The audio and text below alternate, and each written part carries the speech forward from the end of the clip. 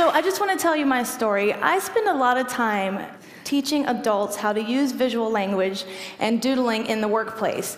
And naturally, I encounter a lot of resistance, right? Because it's sort of considered to be anti-intellectual and counter to serious learning. But I have a problem with that belief because I know that doodling has a profound impact on the way that we can process information and the way that we can solve problems. So I was curious about why there was a disconnect between the way that our society perceives doodling and the way that the reality is. So I discovered some very interesting things. For example, there is no such thing as a flattering definition of a doodle. In the 17th century, a doodle was a simpleton or a fool, as in Yankee Doodle. In the 18th century, it became a verb and it meant to swindle or ridicule or to make fun of someone. In the 19th century, it was a corrupt politician, and today we have what is perhaps our most offensive definition, at least to me, which is the following.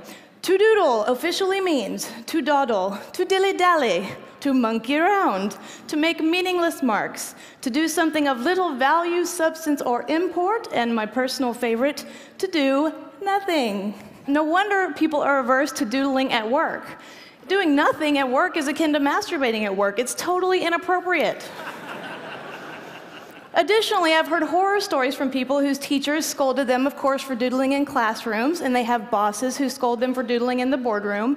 There is a powerful cultural norm against doodling in settings in which we are supposed to learn something. And unfortunately, the press tends to reinforce this norm when they're reporting on a doodling scene, of an important person at a confirmation hearing and the like. They typically use words like discovered or caught or found out, as if there's some sort of criminal act being committed. And additionally, there is a psychological aversion to doodling. Thank you, Freud. In the 1930s, Freud told us all that you could analyze people's psyches based on their doodles. This is not accurate, but it did happen to Tony Blair at the Davos Forum in 2005, when his doodles were, of course, discovered, and he was labeled the following things. Now, it turned out to be Bill Gates' doodle. And Bill, if you're here, nobody thinks you're megalomaniacal. But that does contribute, right, to people not wanting to share their doodles.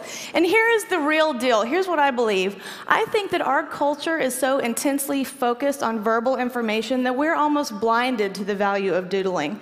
And I'm not comfortable with that. And so because of that belief that I think needs to be burst, I'm here to send us all hurtling back to the truth. And here's the truth.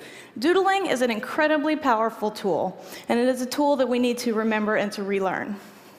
So here's a new definition for doodling, and I hope there's someone in here from the Oxford English Dictionary because I want to talk to you later. Here's the real definition. Doodling is really to make spontaneous marks to help yourself think. That is why millions of people doodle. Here's another interesting truth about the doodle. People who doodle when they're exposed to verbal information retain more of that information than their non-doodling counterparts. We think doodling is something you do when you lose focus, but in reality, it is a preemptive measure to stop you from losing focus. Additionally, it has a profound effect on creative problem solving and deep information processing. There are 4 ways that learners intake information so that they can make decisions. They are visual, auditory, reading and writing, and kinesthetic.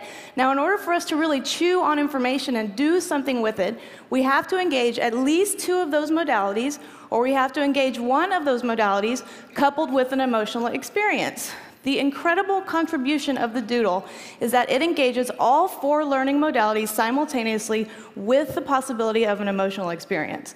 That is a pretty solid contribution for a behavior equated with doing nothing. This is so nerdy, but this made me cry when I discovered this. So they did anthropological research into the unfolding of artistic activity in children, and they found that across space and time, all children exhibit the same evolution in visual logic as they grow. In other words, they have a shared and growing complexity in visual language that happens in a predictable order. And I think that is incredible. I think that means doodling is native to us, and we simply are denying ourselves that instinct. And finally, a lot of people aren't privy to this, but the doodle is a precursor to some of our greatest cultural assets. This is but one. This is Frank Gehry, the architect's precursor to the Guggenheim in Abu Dhabi. So here's my point. Under no circumstances should doodling be eradicated from a classroom or a boardroom or even the war room. On the contrary, doodling should be leveraged in precisely those situations where information density is very high and the need for processing that information is very high. And I will go you one further. Because doodling is so universally accessible and it is not intimidating as an art form, it can be leveraged as a portal through which we move people into higher levels of visual literacy. My friends, the doodle has never been the nemesis of intellectual thought. In reality, it is one of its greatest allies. Thank you.